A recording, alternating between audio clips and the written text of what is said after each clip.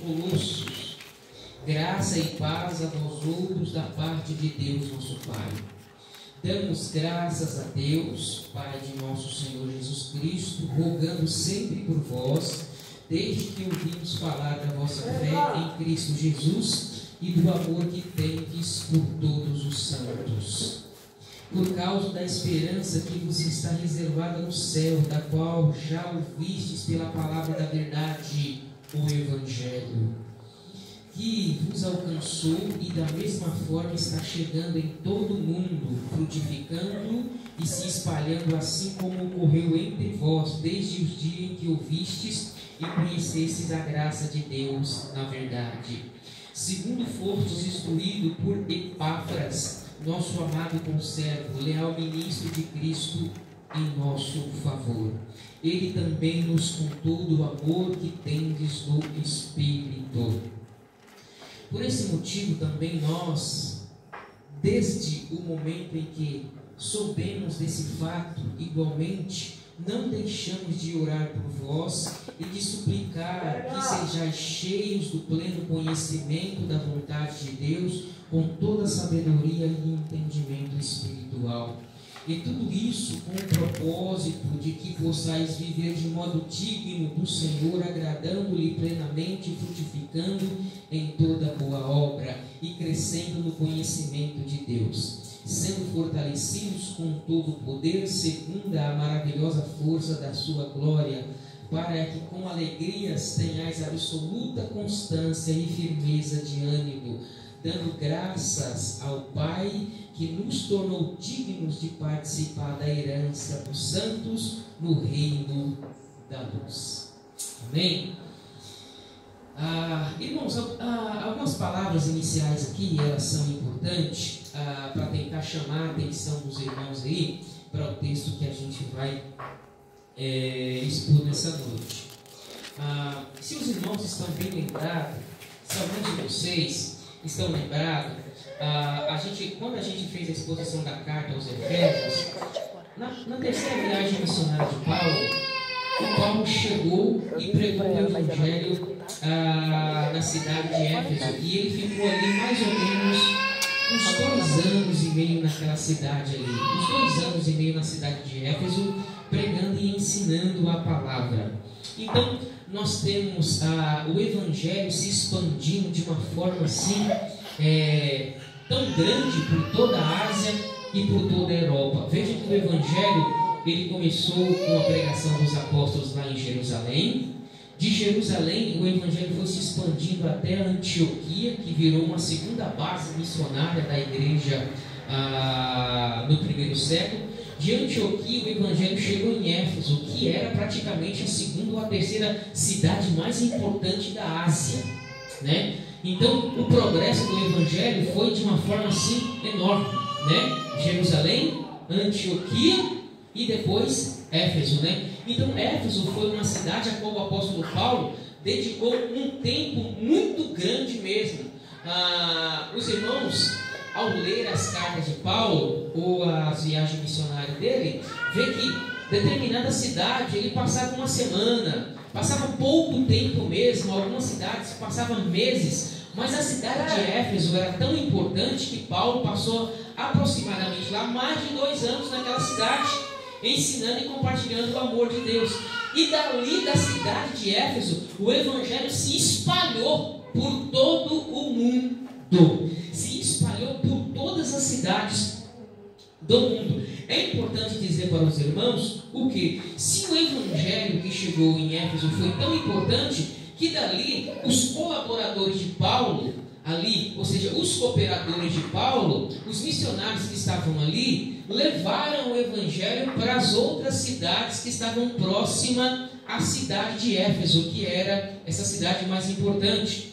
E a igreja de Colossos é uma dessas regiões ou dessas cidades que o Evangelho foi alcançado por meio da evangelização de Paulo, quando Paulo esteve na cidade de Éfeso. Nós temos um nome aqui muito importante que é chamado Epáfras. Quando a gente lê a carta aos Colossenses, a gente tem que ter em mente uma informação importante. Não foi Paulo que fundou a igreja de Colossos. não foi Paulo, mas foi Epáfras, ou seja, Epáfras foi um dos ouvintes que muito possivelmente ouviu o evangelho na cidade de Éfeso, e de Éfeso ele foi até a cidade de Colossos, pregou o evangelho ali, e como pastor daquela igreja ali, fundou uma comunidade ali na cidade de Colossos. Então a cidade de Colossos ficava aproximadamente aí cerca de 160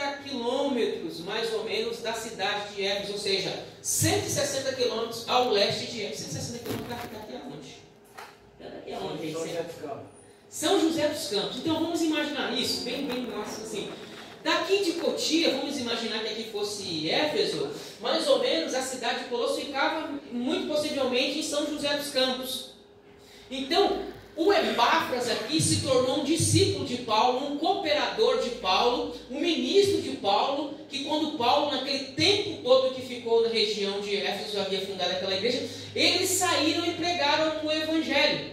Então, o Epáfras foi aproximadamente até a região de Colossos, até aquela cidade de Colossos, e ele fundou e estabeleceu uma igreja ali. Ou seja, apesar de Paulo não ser o plantador daquela igreja, o fundador daquela igreja, mas um discípulo dele, um cooperador dele chamado Epáfras, correto? Foi o plantador e o fundador daquela igreja, não é verdade? Que bom que se ele fosse assim, né? Cada um de vocês saísse num canto e implantasse uma igreja, né? Mas vocês falam o quê? Eu quero saber desse negócio nada, eu quero é paz, irmão, eu quero é descansar, eu quero saber desse negócio não. Mas na verdade a questão era essa. Você já imaginou todos os cristãos que viessem para a igreja, ouvissem a pregação do evangelho e saísse para anunciar o evangelho? Que seria maravilhoso, né? Mas nós temos outros motivos, né? Então, mas foi mais ou menos dessa maneira que o evangelho, irmão, chegou na região de Colossos. Então, na cidade de Colossos havia outras cidades importantes próximas a Colossos, que era a cidade de Laodiceia e a cidade de Hierápolis. A cidade de Colossos não era assim tão importante não, como Hierápolis e Laodiceia, que eram cidades mais importantes. Mas foi nessa cidade, sem muita expressão, que a cidade de Colossos, que essa igreja foi plantada ali por um cooperador, por um discípulo de Paulo ali chamado Epáfras, tá? Tudo bem? Então, entendido isso, irmãos, a cidade de Colossos recebeu o evangelho. Nós temos Epáfras plantando aquela igreja ali, o evangelho ali sendo recebido e acatado ali por irmãos ali. E aquela cidade de Colossos não era uma cidade assim, era uma cidade que era formada muito mais de gentios, ou seja, não de judeus, mas de gentios, ou seja, então a igreja que Epáfras plantou era uma igreja praticamente gentílica e não de judeus, porque muitas das igrejas havia aquela mistura, né, de judeus e gentios, mas a cidade de Colossos era uma cidade que a grande maioria era gentílica. Então a igreja de Colossos era uma igreja formada de muitos gentios, e foi dessa maneira que a igreja ali foi plantada ali e recebida o evangelho por esses irmãos gentios que estavam ali. Irmãos, só que passado o tempo, a igreja de Colossos, ela começou a passar por determinado ou sofrer por determinados perigos, como que acontece com toda a igreja, né? A igreja de Colossos, depois da sua plantação, da sua fundação, foi uma igreja que progrediu muito em amor, em fidelidade ao evangelho, a gente vai ver isso. Mas só que a igreja, depois dela plantada, ela começou a receber, irmãos, certo tipo de ministros, supostos pregadores do evangelho, que estavam anunciando uma outra coisa, não o evangelho de Cristo. Ou seja, a igreja, irmãos, começou a ser atacada por ensinos que não eram ensinos a qual Epáfras, por meio do apóstolo Paulo, havia ensinado na igreja. Vocês vão ver, e a gente vai ver na nossa peregrinação aqui, irmãos, que proposta do apóstolo Paulo é mostrar para os irmãos na cidade de Laodiceia e para a igreja, ou seja, a suficiência de Cristo, que Cristo é o cabeça da igreja. Vocês vão perceber que quando a gente trabalhou a carta aos Efésios, a carta aos Efésios fala da igreja como o corpo, né? Da igreja como o corpo, não é verdade? A igreja como esse corpo de Cristo. A carta aos Colossenses já vai mostrar a supremacia de Cristo e Cristo como o cabeça dessa igreja. Que Cristo é o cabeça desse corpo que é a igreja. Tudo bem? Então a igreja, irmãos, ela começou a ser atacada por ensinos, irmãos, a qual menosprezava a suficiência de Cristo, que menosprezava a pessoa de Jesus Cristo como homem. Então é isso que a gente vai dar uma analisada aqui, irmãos, sobre essas heresias ou ensinos falsos que chegou na igreja de Colossos, e a gente precisa entender e que também tem penetrado as nossas igrejas nos dias de hoje, e que talvez com certeza a carta aos Colossenses, ela serve de ensinamento para nós hoje, a igreja do século XXI, tá? Então, quais eram os tipos de heresia que a igreja de Colossos, ela começou a ser atacada, começou a penetrar na igreja, mas alguns irmãos ainda estavam resistindo. É interessante, quando essas heresias entrou na igreja, Epáfras foi lá para Roma, onde Paulo estava, para procurar saber de Paulo o que ele deveria fazer com esses ensinos falsos que estavam penetrando na igreja. E que ensinos falsos eram esses? Ora, era o legalismo judaico, filosofias vãs, misticismos e ascetismos, tá? Então é isso que a gente vai tentar mostrar para os irmãos assim, de forma, as palavras parecem ser um pouco complicadas, mas a gente vai mostrar para os irmãos de forma bem simples assim, o que significa isso. Então a igreja, ela começou a ser atacada por esses falsos mestres, por esses ensinadores. Perceba, irmãos, que a igreja do primeiro século, depois dela plantada, depois dela edificada, sempre aparecia pregadores, ensinadores lá, para distorcer a mensagem do evangelho. Perceba isso, para apresentar outra coisa a não ser Cristo. Sempre eles apresentavam um outro ensinamento, uma outra doutrina, uma outra filosofia, um outro conceito, para tirar as pessoas que estavam na igreja do foco da verdadeira mensagem do evangelho. Então a igreja de Colossos, ela começou a ser atacada por filosofias gregas vãs, tá? Pelo legalismo judaico, por misticismos e por ascetismos, que é o que a gente vai ver. Então esses 4 tipos de heresias estavam entrando, a igreja sendo bombardeada, correto? Por esses falsos ensinos, e o Epáfras, como pastor da igreja, pegou o navio, saiu de Colossos, correto? Pegou o navio, correto? E viajou cerca de 1.300 quilômetros até Roma, onde Paulo estava preso. Paulo estava preso em Roma, e a prisão de Paulo aqui é uma prisão domiciliar. Trazendo para os dias de hoje, é uma prisão de... Como é que fala hoje? Uma prisão de brasileira? É uma prisão que você pode ficar em casa, correto? Só que ele estava em Roma, ele estava preso em Roma. Só que essa prisão domiciliar de Paulo, não pense que é de hoje no sentido dele ficar em casa, se Deus não gosta desses caras corruptos, não.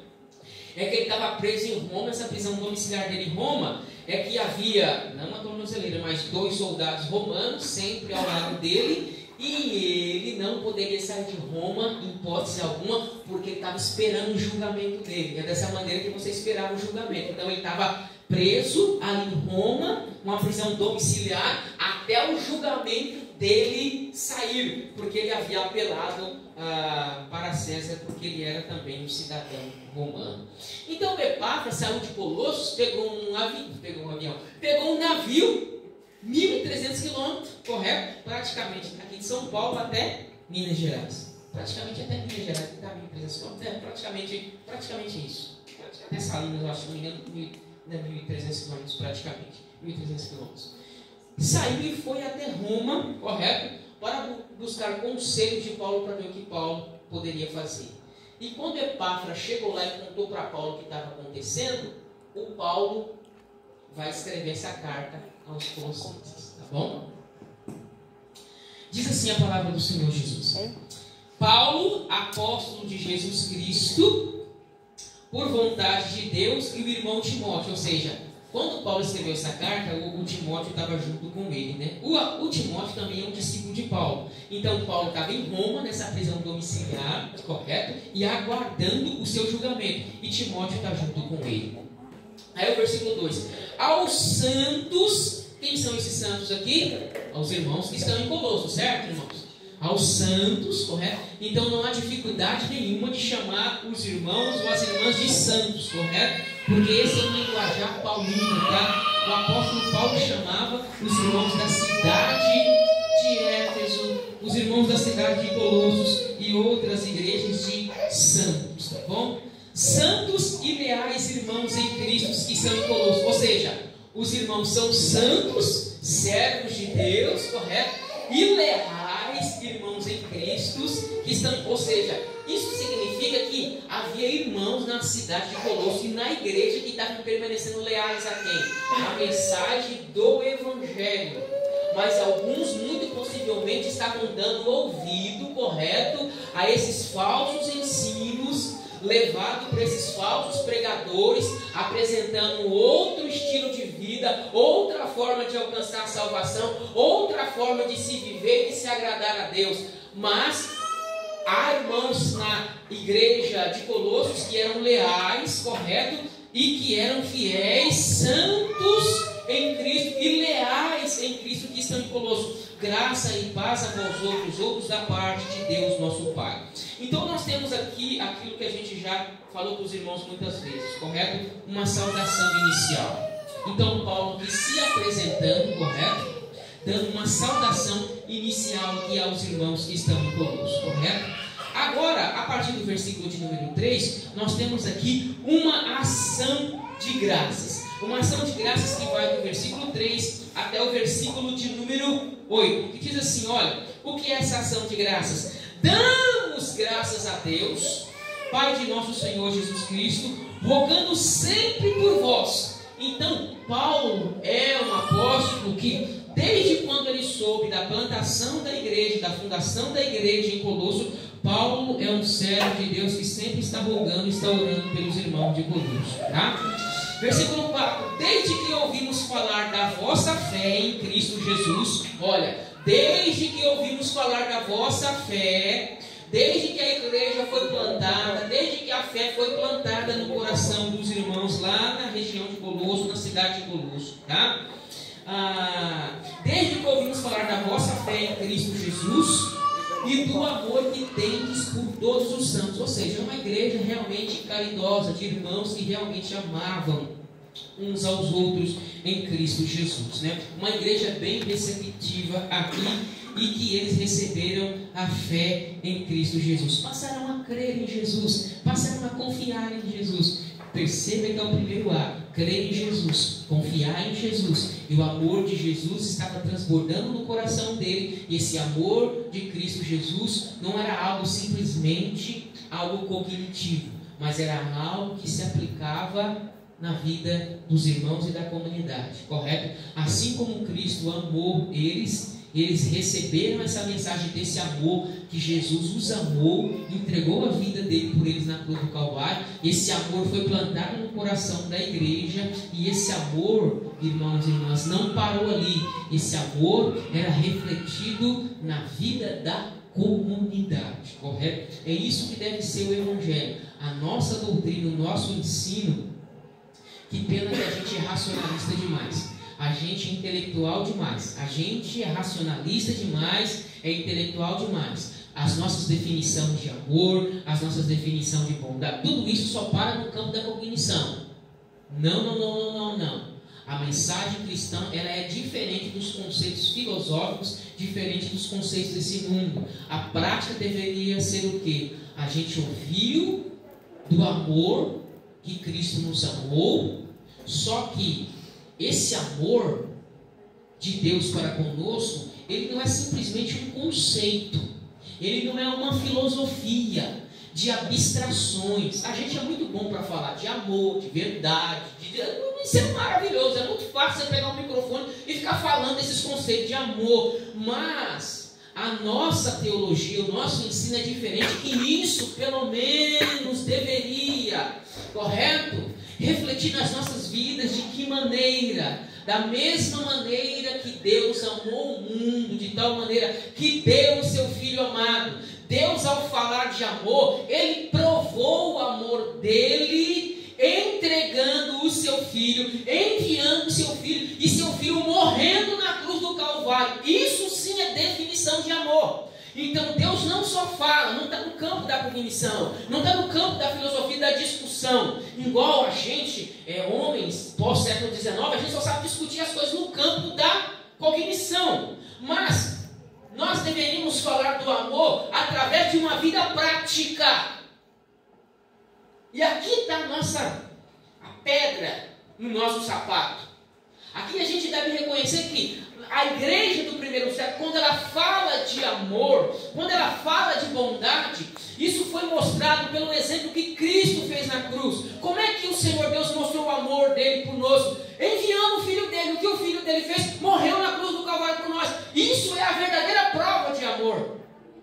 Então, quando o amor aqui, a pregação do Evangelho, eles crêem em Jesus e eles ouvem falar desse amor, esse amor não é algo que parava na cognição, na filosofia, na mente, mas isso era demonstrado na vida prática da comunidade. Eles amavam uns aos outros, e isso deve ser refletido, irmãos e irmãs, na nossa vida cotidiana de amor. A prova de que Deus realmente nos amou, Deus me amou, eu também devo amar o meu próximo e o meu semelhante. Amém? Amém. Isso tem que ser claro, correto para nós, tá bom? E o amor que tendes por todos os santos, ou seja, esse amor aqui é demonstrado na vida prática da comunidade, tá? Por causa da esperança, versículo 5, que está reservada no céu, ou seja, há uma esperança para nós. A esperança nossa, ela é uma esperança celestial, correto? Da qual já ouvistes pela palavra da verdade, o Evangelho. Que a nossa esperança é uma esperança celestial, ela é uma esperança eterna, ela não é uma esperança mundana. A nossa esperança, irmãos, é uma esperança que se encontra na pessoa de Jesus Cristo. Tá bom? Versículo 6: que vos alcançou da mesma forma, está chegando em todo o mundo. Ou seja, está se espalhando dali. Isso é muito bom, irmãos. Os crentes, quando ouviam no primeiro século do amor, dessa esperança, correto? Quem ia dar essa verdadeira paz, essa verdadeira felicidade, não era o Império Romano, não era. Essa verdadeira esperança, essa verdadeira paz, correto? Ela era uma paz celestial, que ela era provida, que ela provinha por meio de Jesus. E o que eles faziam quando ouviam essa mensagem? Eles começavam a espalhar essa mensagem por todo o mundo. E eles começaram a testemunhar essa mensagem por todo o mundo, por todos os lugares, correto? E isso frutificava, frutificando e se espalhando. Ou seja, frutificar aqui o que é? Dar frutos, ou seja, essa mensagem de amor aos santos, essa esperança celestial, essa esperança que há de vir, correto? Um dia, correto? Ela era espalhada e ela ia dando fruto, correto? Por todos os lugares. E a igreja de Colossos é uma igreja que estava espalhando esse amor e essa esperança por todo o mundo, tá bom? E assim como ocorreu entre vós, desde o dia em que ouviste e conheceste a graça de Deus na verdade. Ou seja, quando Epáfras pregou aquele evangelho, irmãos, Epáfras ensinou para eles a verdade, o caminho da verdade. Só que olha que coisa importante. O Epáfras ouviu essa verdade aonde? Quando Paulo chegou com o evangelho aonde? Lá em Éfeso. correto? Se tornou um companheiro de Paulo, um discípulo de Paulo, ouviu bem a mensagem do Evangelho, correto? E o que ele fez agora? Olha que coisa boa que os crentes do primeiro século tinham. Eles pegavam o que eles ouviam, um testemunho só ouvindo. Não tem Bíblia não, viu? Não tem Bíblia não. Eles não têm uma Bíblia para chegar lá e abrir não, viu? Correto? Simplesmente, os ouvintes do primeiro século, se tinha uma coisa que eles tinham muito bem, correto? Era a audição. A audição era muito importante. Porque não é todo mundo que tinha uma Bíblia em casa, correto? Não. Quando a mensagem era pregada, todo mundo ficava em silêncio e ouvia a mensagem, para não perder nada. Então, às vezes vocês vão ler a Bíblia e vão achar sempre aquela expressão: quem tem ouvidos, ouça. Por quê? Não é quem tem Bíblia em casa e lê. Porque somente uma pessoa vai abrir a carta, o pastor da igreja vai ler, um bispo vai ler, um irmão que sabe ler ali, porque a grande maioria não sabe ler, eles têm a audição boa, eles vão ouvir, correto? Vão ouvir muito bem, correto? E o que eles vão fazer? Aquilo que eles ouviram, eles vão espalhar essa verdade. E é isso que Epáfras fez. Falou, o quê? Isso precisa ser espalhado, essa verdade do Evangelho. Esse amor precisa ser espalhado. O que Epáfras fez? Subiu em cima do burrinho dele, em cima dos bois de carga dele, espalhou o Evangelho, chegou e foi parar lá na região de Colosso, Hierápolis, Laodiceia, e em Colosso ele começou a plantar uma igreja, começou a reunir um grupo de irmãos e a espalhar esse amor, a falar desse amor. Então a verdade do Evangelho chegou dessa maneira, e Paulo confirma isso, que conhecestes a graça de Deus na verdade, ou seja, eles ouviram a verdade do Evangelho, tá? E o versículo 7, segundo fostes instruídos por Epáfras, ou seja, então o pastor da igreja de Epáfras não era Paulo, era o Epáfras, um discípulo, companheiro de Paulo. O Epáfras plantou a igreja, pregou o Evangelho, e não só isso, instruiu eles na verdade, daquilo que ele tinha ouvido do apóstolo Paulo, correto? Então é muito bom, irmãos, quando você ouve a verdade do Evangelho. É muito. Só que, como é que você saber, como é que você vai distinguir o falso do verdadeiro? Se você não sabe o que é o verdadeiro. Entende isso? Correto? Amém? Vamos colocar aqui, para animar vocês estão muito desanimados. Vou falar um tema agora que vai animar vocês, os olhos vão brilhar. Vamos imaginar que a gente tem 100 notas de 100 reais. 99 notas de 100 reais. 99 notas de 100 reais. Quem está vendo aqui, meu irmão? 99 notas de 100 reais. Amém? Amém? Quem falou eu recebo, querido. Mas uma dessas notas é de 100 também, só que ela é falsa. E ela está no meio dessas. Irmão, como é que você vai saber? Se você está cantando esse dinheiro, como é que você sabe se aquela nota é falsa ou verdadeira? Não tem máquina para colocar, não. Não tem máquina para colocar, não.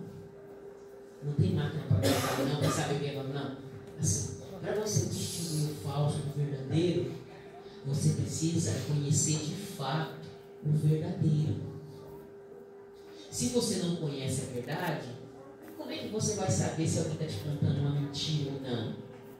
Para você conhecer o verdadeiro Evangelho, o falso Evangelho, você precisa primeiro entender qual que é o verdadeiro, de fato. Qual que é o verdadeiro Evangelho? Se você não sabe qual que é o verdadeiro Evangelho, como é que você vai distinguir? Por quê? O que acontece? No meio, irmãos e irmãs, da verdade que está sendo pregada aí, existe muita heresia, muita mentira, muito engano. E às vezes está ali no meio, e você às vezes precisa saber, correto, distinguir. Então, o Epáfras ouviu a verdade de quem? De um verdadeiro apóstolo. Quem é esse apóstolo? O apóstolo Paulo. Então, ele ouviu o evangelho verdadeiro de alguém que ouviu e recebeu o evangelho direto de Jesus Cristo, que foi o apóstolo Paulo. Correto? Então, o evangelho, para ser aceito, verdadeiro, ele tinha que vir de uma pregação, do ensino direto de quem? De um dos apóstolos que foram chamados diretamente por Jesus, correto? Amém? Amém. Se você não sabe da onde que o Evangelho veio, correto? Então qualquer coisa você vai receber. Então precisa ter esse discernimento, correto? Então Epáfras havia ouvido de Paulo verdadeiro, correto? Chegou em Colossos, anunciou o Evangelho verdadeiro, falou do verdadeiro amor, correto? E esse amor se espalhou pela comunidade, essa esperança na pessoa de Jesus, correto? Se espalhou por toda aquela região, correto? E quem fez isso? Versículo 7, segundo fossem instruídos por Epáfras, ou seja, o Epáfras é que instruiu aquela comunidade na verdade do Evangelho, no amor de Jesus Cristo. Aí o Paulo vai falar assim, o Epáfras, eu conheço, o Epáfras eu conheço, o Epáfras é o nosso amado conservo, ou seja, ele é um dos nossos servos, é um dos nossos discípulos, correto? Eu conheço o Epáfras, tá bom? Leal ministro de Cristo em nosso favor, ou seja, o Paulo está dando testemunho aqui de o Epáfras, gente, ele é um leal ministro, é o nosso companheiro aqui, então eles receberam de fato a verdadeira mensagem do Evangelho, porque Epáfras era o ministro do apóstolo Paulo. Bom?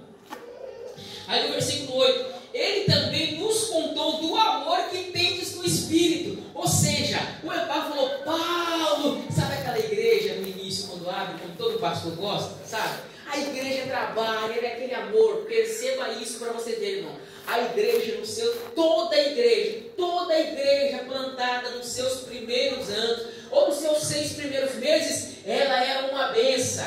Olha, não tem fofoca, não tem ninguém briga, não tem nada. Porque a igreja, ela está naquele momento maravilhoso do primeiro amor. Porque todo mundo quer trabalhar para Jesus primeiro. Aquela questão toda, aquela generosidade, todo mundo quer contribuir, aquela questão toda. E o Epáfras falou, Paulo. O Paulo aqui está lembrando a comunidade daquilo que Epáfras, quando chegou em Roma, estava falando para ele, Paulo, eu fui lá em Colossos, plantei a igreja, olha, falei do amor, falei da verdade, a igreja dá uma bênção, aquele negócio todo, uma maravilha. Então Paulo está lembrando aqui, ele também nos contou do amor que tendes no Espírito, ou seja, esse amor que gera frutos, correto? Por meio do Espírito Santo, a qual a comunidade tinha, ou seja, Paulo, a comunidade lá é uma bênção, que igreja maravilhosa.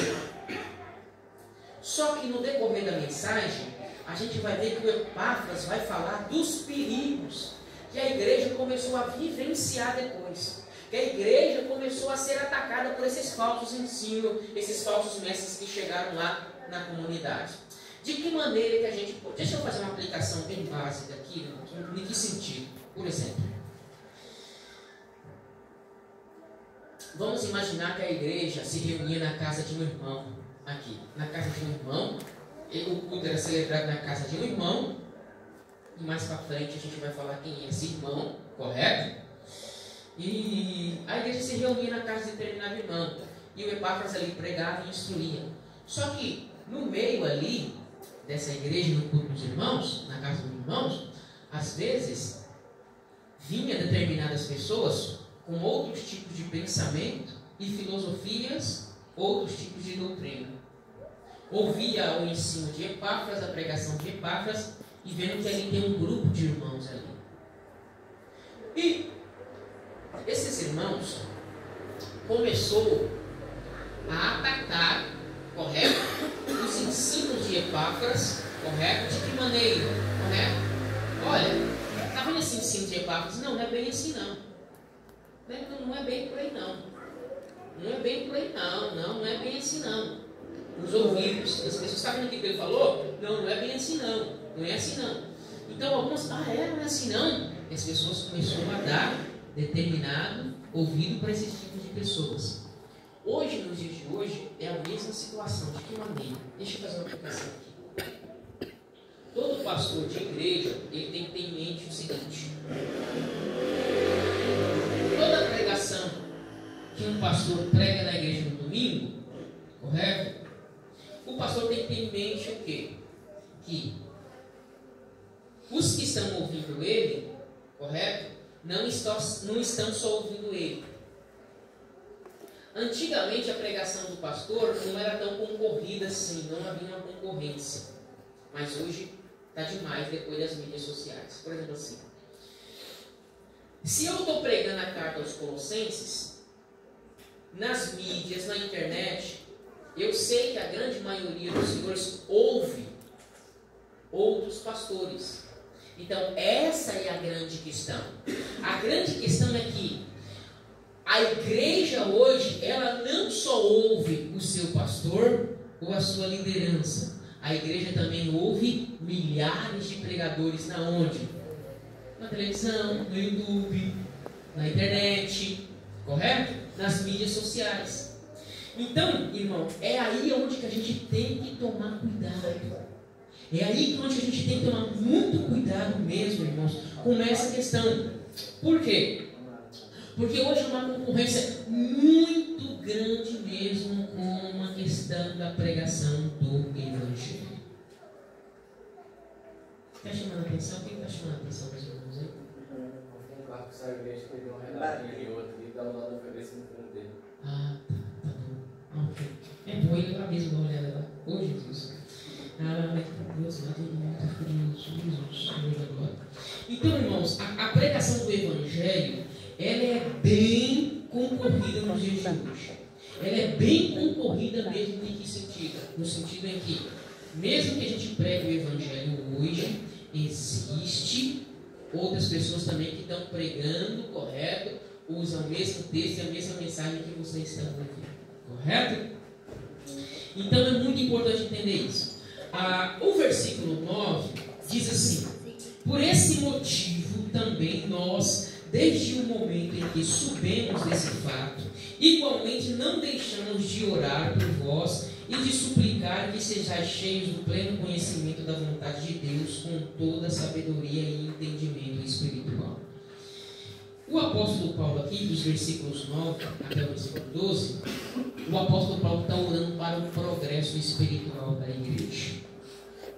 Ele já deu uma saudação do versículo 1 e 2, do versículo 3 ao 7, ele dá aquelas ações de graça pela igreja, e do versículo 9 ao 12, ele ora pelo progresso espiritual da igreja. De que sentido? De que maneira? Irmãos, ele ora para que os irmãos sejam cheios do pleno conhecimento da vontade de Deus. Por quê? Qual que era a heresia, ou uma das, a gente vai falar muito sobre as heresias, mas uma das heresias.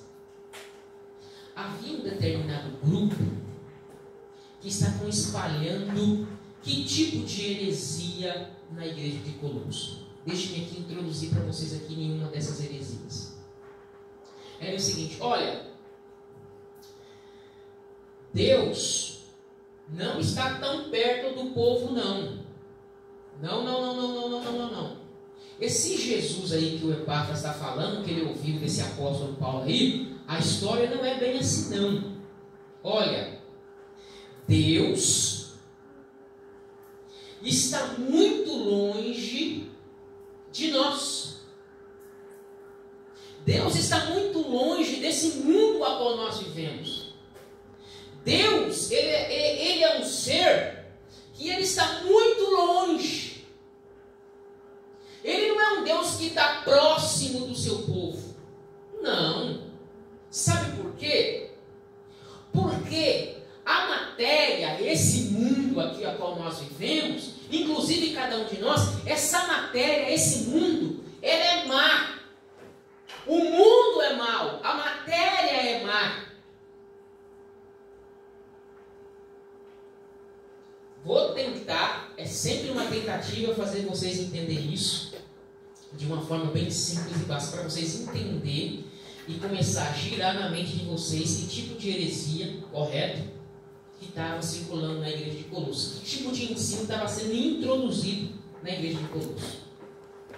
Que Deus, ele é Espírito. Deus, ele é Espírito. De fato, ele é Espírito. E Deus é puro, santo. E ele está muito longe.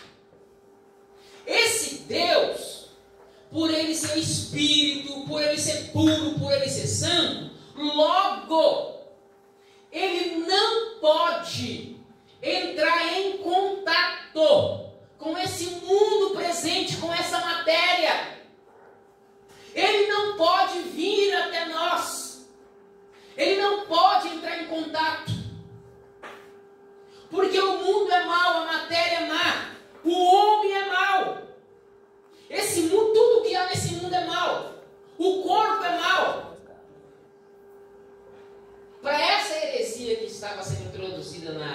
na igreja de Colosso, a matéria é má. O corpo seu, você pode fazer o que você quiser com ele. Esse corpo para nada presta. O que vale é o espírito só. O que vale é o espírito.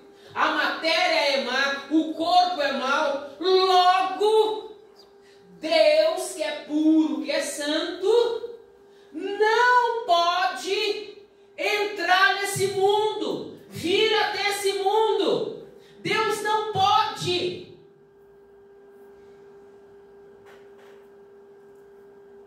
O que isso, irmãos, estava ferindo? Isso estava ferindo, isso fere ao quê? Olha, você tem esse grupo de pregadores, de falsos ensinadores, que estavam introduzindo isso na igreja de Colosso, e essa heresia, correto, dizia o quê? Que esse Deus, ele é tão puro, tão santo, que ele não pode entrar em contato com esse mundo a qual nós vivemos, porque o nosso corpo é mau, tudo que é em nós é má, a matéria é mal, tudo está contaminado, tudo é mal, correto? Isso fere o que, irmãos? Isso fere o que? Isso fere uma doutrina central da fé cristã. Que doutrina é essa que estava ferindo? Ou seja, a encarnação, a doutrina da encarnação. Nós não pregamos que Deus se fez homem, invadiu o cosmos, correto? Entrou no útero da irmã Maria, foi gerado por obra e graça do Espírito Santo. Para essa doutrina, para essa falsa doutrina, correto? Isso não era possível, porque a carne é má, a matéria é má, o homem é mau, tudo que há no cosmos é mau. Só que a fé cristã ensinava e ensina o quê? Que Deus invadiu o cosmos, Deus invadiu o mundo, entrou na história, correto? Invadiu o cosmos, entrou na história, entrou no útero da irmã Maria, e ele foi gerado por obra e graça. Isso para esses ensinadores era um escândalo, porque o corpo é mau, o mundo é mau. Isso não era possível.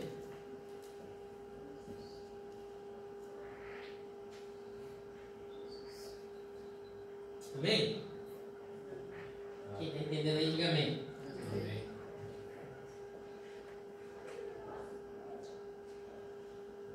Amém, Pai?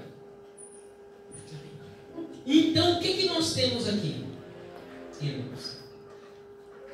Nós temos esse grupo, se chamava de gnosticismo. Repita comigo, gnosticismo. Então, os gnósticos ensinavam, ou estavam ensinando, infiltrando isso na igreja. Só que o Epáfras ouviu da pregação de Paulo, e Paulo recebeu o evangelho direto de Jesus Cristo. Os apóstolos, correto, ouviu o evangelho de Jesus Cristo, que Jesus, sendo em forma de Deus, ele não teve por usurpação ser igual a Deus, mas antes humilhou-se a si mesmo e assumiu a forma humana.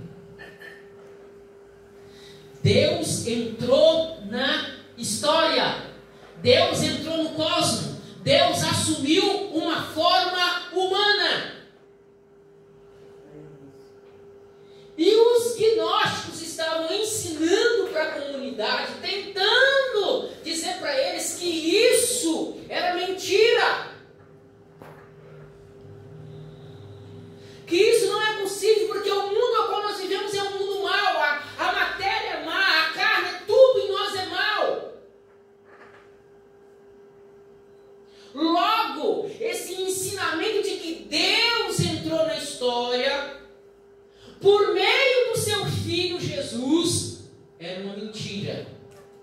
O que os gnósticos ensinavam?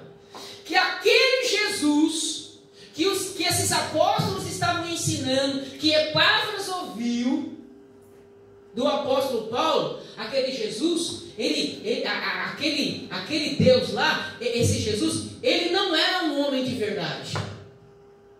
Olha para vocês verem. Não era um homem de verdade.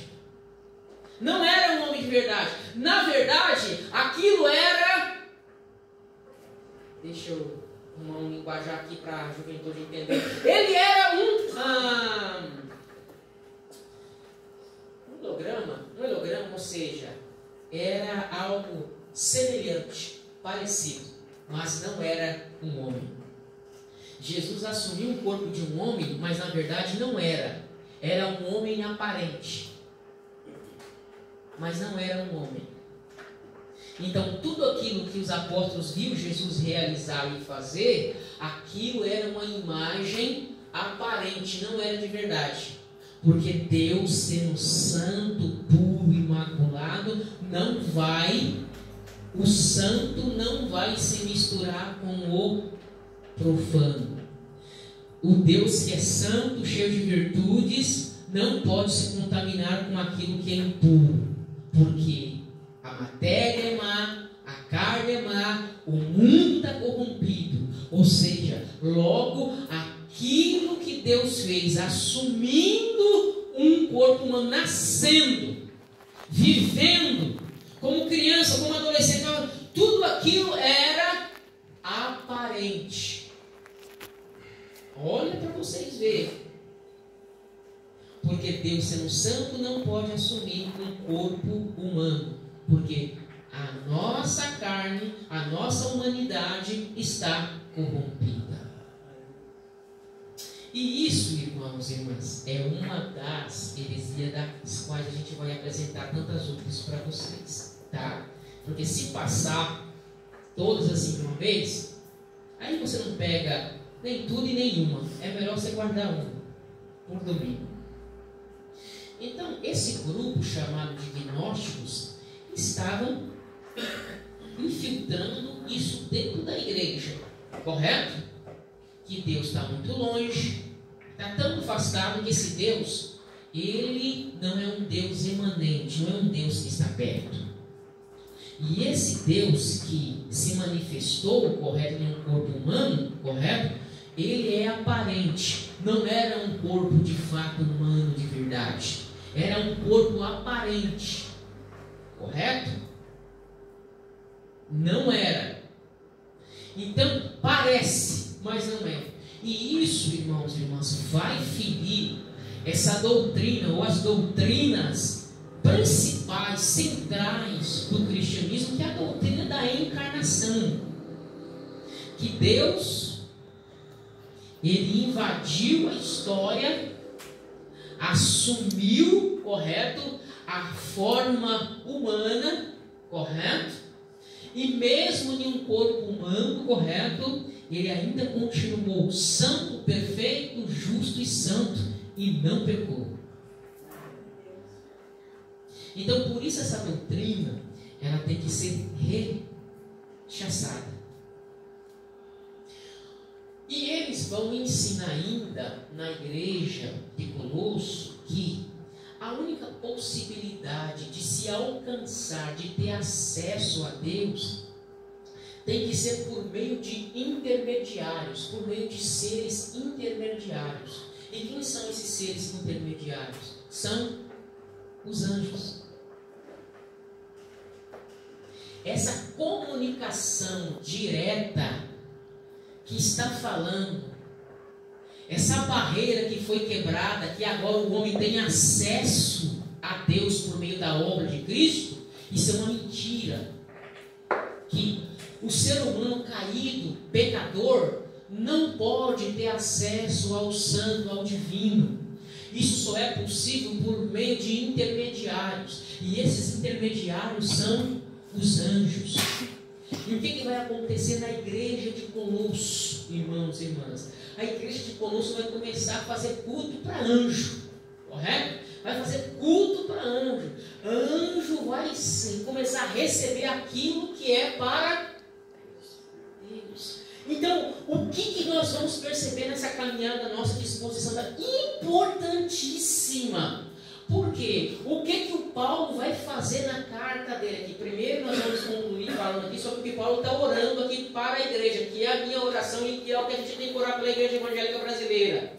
Mas a nossa caminhada aqui, você vai ver Paulo começando a apresentar aqui, a partir do versículo de número 13, depois vocês são convidados a ler a carta na casa de vocês, mas Paulo vai começar a apresentar a obra suprema de Cristo, ou seja, que a criação, que tudo que Deus criou, essa matéria, o corpo, o mundo, tudo isso, irmãos e irmãs, não é má não. O que a gente tem falado com vocês aqui? Quando eu falar essas coisas, já tem que vir a luz na mente de vocês, que eu já falei tantas vezes aqui. Olha para vocês verem. O que Deus criou lá em Gênesis, correto? Deus criou no primeiro dia, no segundo, no terceiro, no quarto, no quinto, no sexto, correto? Depois que ele terminou a última obra da criação dele, que é o homem, Deus olhou e disse assim: é tudo má? Foi isso que Deus disse? O que Deus disse? Tudo isso é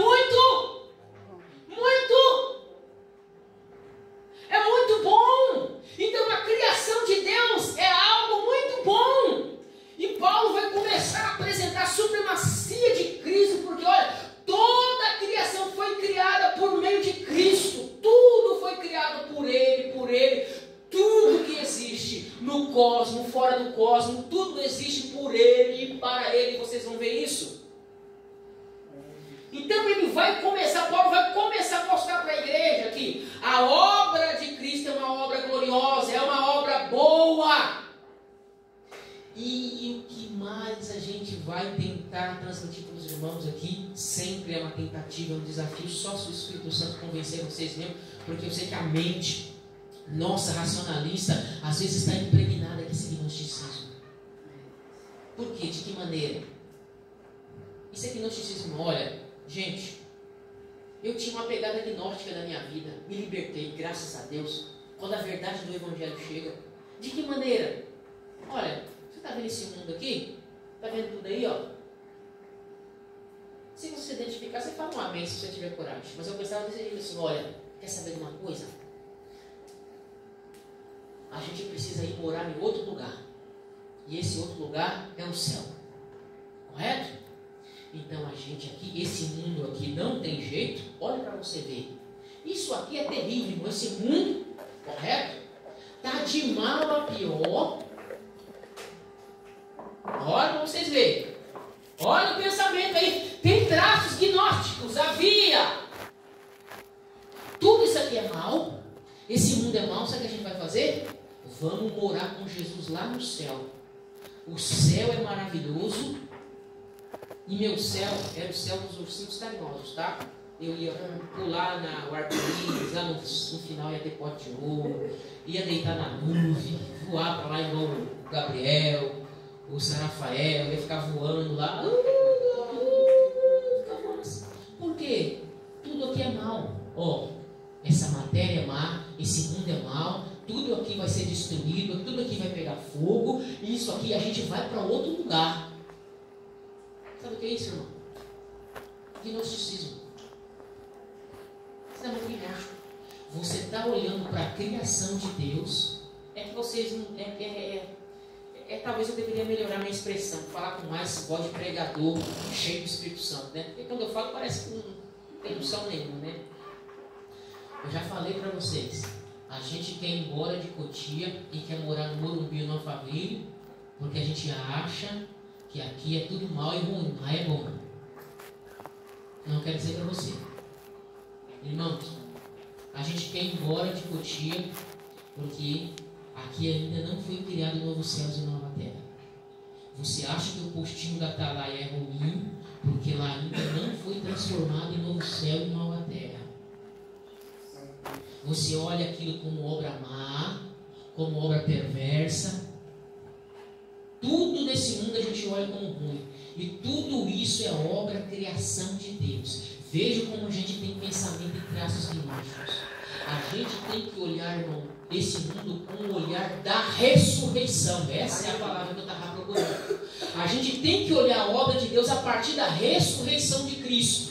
Porque se Cristo ressuscitou, correto? A morte não conseguiu segurá-lo. Irmãos, isso significa que Jesus é a primícia dos que dormem. Ele é o primeiro fruto do grande fruto que vai ser restaurado. Todo esse mundo vai ser restaurado, vai ser transformado de novo lá no Éden, só que no Éden melhor aperfeiçoado. Então nós temos que olhar, quando a gente entra, quando eu entrei, irmão, sábado, 14h, ali, em um postinho de criança infantil de Curitiba que foi inaugurado, eu cheguei lá com o olhar da ressurreição, falei, nossa, vai ser uma bênção. Quando eu olhei, 300 crianças ali dentro, passando mal, o pensamento que, nossa, não veio na minha mente, eu falei, não, isso aqui não tem jeito. Eu fui para fora, eu falei, não, que Deus isso tomou conta da minha vida. Eu falei, não, meu Deus do céu, umas 13 naquela situação cheia, aquela loucura. Mas lá fora eu refleti, não, isso aqui um dia vai ser transformado em novo céu e nova terra. E a minha esperança, é essa esperança que eu quero que vocês tenham, que Jesus ressuscitou. Irmãos, olha, o que há de diferente do cristianismo para as demais religiões, irmãos, é a ressurreição. Aleluia, Jesus. A ressurreição de Jesus muda tudo. Se Jesus ressuscitou, se Jesus é o primeiro a ressuscitar, significa, irmãos, que nós temos que ter um olhar a partir da ressurreição de Cristo. É esse olhar que eu quero que vocês saiam daqui nessa noite, com o olhar da ressurreição. Apesar de nós estar morando em um bairro, em uma vila, em uma favela, em qualquer lugar que você possa estar morando, onde pode estar no pior lugar, mas você é um filho, uma filha de Deus que tem que olhar o mundo, a criação, a partir da ressurreição de Cristo. Porque senão você vai endoidar como os demais, você não vai ter esperança. E nós não somos o povo que não tem esperança, nós somos o povo da esperança. Para tudo que você fazer, meu irmão, você tem que olhar e fazer a partir do olhar da ressurreição. Você está lavando louça lá, você está lavando louça? Lavando louça aqui, jogando bucha lá, o bombril lá, está esfregando o prato. Não, o que significa aquilo? Você tem que lavar louça a partir do olhar da ressurreição. Você está lavando ali, significa o quê? Que você está esfregando, você está lavando o prato. Aquele prato estava sujo, o que você fez? Você lavou.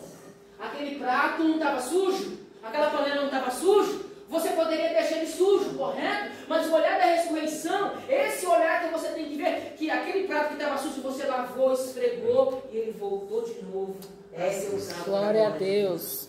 O carro que você lava, quando ele está todo sujo, mas eu tenho que olhar, você está tudo sujo, mas quando você joga água, quando você lava, você fala assim, nossa, voltou ao estado que estava. Esse é o olhar da ressurreição. Você olha para o pai, é roubo, é droga, mas você tem que olhar. Isso um dia aleluia, glória a Deus. Meu Deus, projetou que fosse.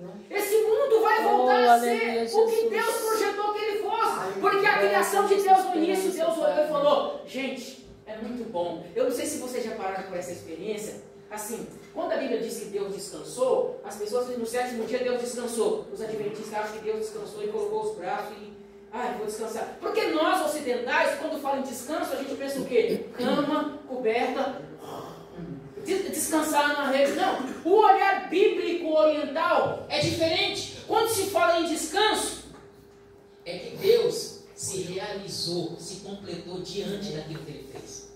Como é que a gente explica isso de maneira mais simples para você? É de que maneira? Você já fez algo assim? Assim, você já fez algo do mais simples que foi? Aí você fez, correto? Cara, olha aqui, fiz isso aqui, que coisa maravilhosa. Olha aí, que coisa linda. Vamos pegar uns exemplos da igreja que talvez fique mais fácil, né? Por exemplo assim, cara, peguei uma carga hoje, entreguei todas. Você volta realizado. Puxa, foi isso que Deus sentiu, foi isso. Cara, muito bom. Cortei o cabelo. Cara, você olha assim e você fala, puxa, cara, esse é o descanso. Esse é o Shabat que todos nós um dia iremos descansar. glória a Deus. Cuidei do síndrome de Down na escola. Consegui, cara. Meu Deus, olha que coisa maravilhosa. Olha, consegui atender o cliente, integrei o negócio, atendi, cumpri todos os deveres.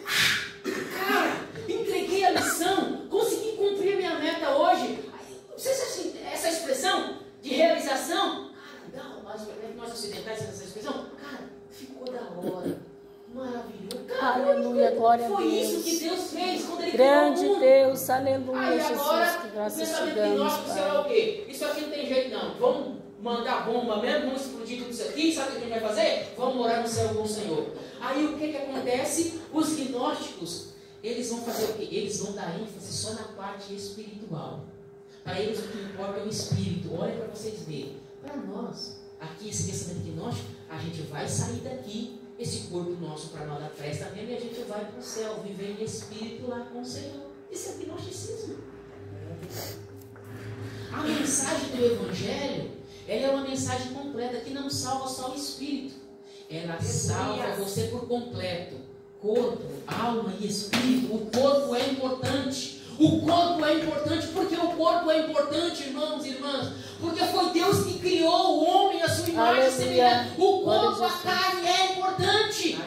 É nesse corpo que Deus mora, é nesse corpo que o Espírito Santo habita. Deus não habita mais lá no templo em Jerusalém, lá não, irmão. Deus habita agora em cada um dos senhores e das senhoras. Aleluia. Então o corpo é importante. Jesus. Na igreja dos Colossenses, não, esse corpo seu, você pode fazer o que você quiser com ele. Pode prostituir, pode fazer o que você quiser. Quanto mais você pecar, pior, porque esse corpo para nada presta. O que importa mesmo é a sua parte espiritual. O que importa mesmo é o seu espírito, correto? É mais espiritual. Isso nós estamos falando, irmãos e irmãs, de uma heresia que eles vão ensinar até essa parte espiritual, até você alcançar o divino, simplesmente ou por meio da parte espiritual, e o corpo não vai prestar para mais nada. Só que na mensagem cristã o corpo importa. Sabe por quê? Porque Jesus, quando ele ressuscitou, ele não ressuscitou em espírito, ele ressuscitou em um corpo ressurreto. Em um corpo ressurreto, em um corpo, amado irmão e irmã, glorificado. Jesus não ressuscitou, não só em espírito ou em outro corpo, não. Ele ressuscitou no mesmo corpo. É por isso que para nós a matéria importa. Nós adoramos a Deus em corpo, alma e espírito. Na carta que nós lemos em Tessalonicenses, santifique o vosso corpo, alma e espírito. Não é só o espírito. Então, aqui, irmãos, para a gente concluir aqui no versículo de número 9, diz assim a oração de Paulo: por esse motivo, tá? As semanas que vão iniciar, a gente vai apresentando outras heresias que eles estavam introduzindo. Você vê como a igreja estava sendo bombardeada. Olha porque Paulo ora aqui. Por esse motivo, versículo 9, também nós, desde o momento em que soubemos desse fato, igualmente não deixamos de orar por vós e de suplicar que sejais cheios do pleno conhecimento da vontade de Deus, com toda sabedoria e entendimento espiritual. Paulo está orando aqui para a igreja, para que a igreja seja cheia do quê? Do pleno conhecimento da vontade de Deus. Paulo está orando para que a igreja seja plena, cheia do conhecimento glória a Jesus, da vontade de Deus. É interessante que Paulo ora por conhecimento. Irmãos, vocês precisam ter conhecimento. E aqui vai voltar algumas cartas que a gente já trabalhou para vocês. Não é a primeira vez que Paulo ora pelas igrejas. As igrejas estavam debaixo da oração de Paulo. Outra igreja, como a igreja de Éfeso, Paulo também ora para que os irmãos tenham conhecimento da vontade de Deus. E que conhecimento é esse? Que Deus se revelou por meio e através do Evangelho. Esse conhecimento não pode sair do seu radar, sair da nossa mente. Que Paulo está orando para a igreja de Colosso, que eles sejam cheios, plenos do conhecimento do conhecimento do que? Da vontade de Deus. Como é que a gente sabe a vontade de Deus? Como é que você sabe a vontade de Deus para a sua vida? Como é que eu sei da vontade de Deus para a minha vida? A vontade de Deus está revelada na onde? No Evangelho. Para você saber a vontade de Deus para a sua vida, você precisa ler o Evangelho. Você precisa entender o Evangelho. E qual é a mensagem do Evangelho? É que Deus entrou na história, o Deus Santo, puro, imaculado, virtuoso, cheio de graça, viu homens e mulheres pecadores, nós caídos. Ele invadiu a história. Nós não tínhamos condição e acesso de chegar até Deus. Nós estávamos caídos, mas o que ele fez? Ele invadiu o cosmos, ele invadiu a história e veio nos resgatar. Aleluia, ele entrou nesse glória mundo, a Deus. irmãos, assumiu uma forma aleluia, humana. Jesus. Essa é a mensagem do Evangelho. Eu quero que vocês sejam cheios do conhecimento. Aleluia, Que glória a conhecimento é Jesus. esse conhecimento que está revelado no Evangelho. A vontade de Deus está revelada no Evangelho. Essa vontade, esse conhecimento, até então, se vocês lembram, alguns tempos atrás que a gente trabalhou a carta dos Efésios, e era desconhecido, não havia sido revelado ainda. Mas quando Jesus veio, esse plano foi revelado, que Jesus entrou na história, que ele veio nos resgatar, que ele veio nos salvar, e ele assumiu um corpo humano. Ele veio nos resgatar, ele veio nos salvar. Isso é importante, irmãos. A vontade de Deus. E com toda sabedoria e entendimento espiritual. Paulo ora, irmãos, que vocês sejam plenos do conhecimento e da vontade de Deus, correto? E essa vontade de Deus está revelada no Evangelho. E o que é o Evangelho? O Evangelho é uma boa notícia, certo? E que boa notícia é essa? Que o Salvador veio nos salvar, correto? Aleluia. Eu estou orando, irmãos, para que vocês sejam cheios, plenos do conhecimento. Aleluia. Do conhecimento, e que vocês precisam conhecer isso. Vocês precisam Aleluia, entender glória a isso, Deus. tá? E essa vontade de Deus que foi revelada no Evangelho, é essa boa notícia, correto? Que Deus veio salvar pecadores, correto? Vocês sejam cheios desse conhecimento. Se vocês não tiverem esse conhecimento, vocês vão ser levados mesmo por essas heresias, por esses enganos. E esse conhecimento e essa verdade do Evangelho volta no início e a gente fecha agora. Olha para vocês verem de que maneira. E tudo isso, olha, cheio do conhecimento da vontade de Deus, e tudo isso com o propósito de que possais viver de modo digno do Senhor, agradando-lhe plenamente, frutificando em toda boa obra e crescendo no conhecimento de Deus. Ou seja, então Deus quer que eu seja pleno do conhecimento. Paulo está orando para que a igreja seja plena do conhecimento da vontade de Deus e do entendimento espiritual. E isso tem que refletir na minha vida prática. E tudo isso com o propósito de que possais viver de modo digno. Então isso reflete na nossa vida prática, agradando plenamente e frutificando com toda a obra, crescendo no conhecimento de Deus. Irmãos, quanto mais você conhece de Deus, quanto mais você conhece de Deus, mais você vai se tornando como Ele. Era isso que Jesus queria dos seus discípulos. Jesus chamou os seus discípulos para andar com Ele, para ver como é que Ele fazia, para eles fazerem igual. É dessa maneira. Quanto mais você conhece o seu Senhor, quanto mais você entende o que Ele fez por Ele, você vai se tornando parecido com Ele. Quanto mais você entende do amor de Deus que Deus fez por você, você vai querer fazer para com o seu semelhante. O problema é que se a gente não está fazendo com o nosso Senhor, isso significa que a gente não está imitando Ele. A gente não está pleno do conhecimento tão assim como deveríamos estar tão pleno. O horário estourou. Semana que vem a gente continua, irmãos. E que possamos sair dessa noite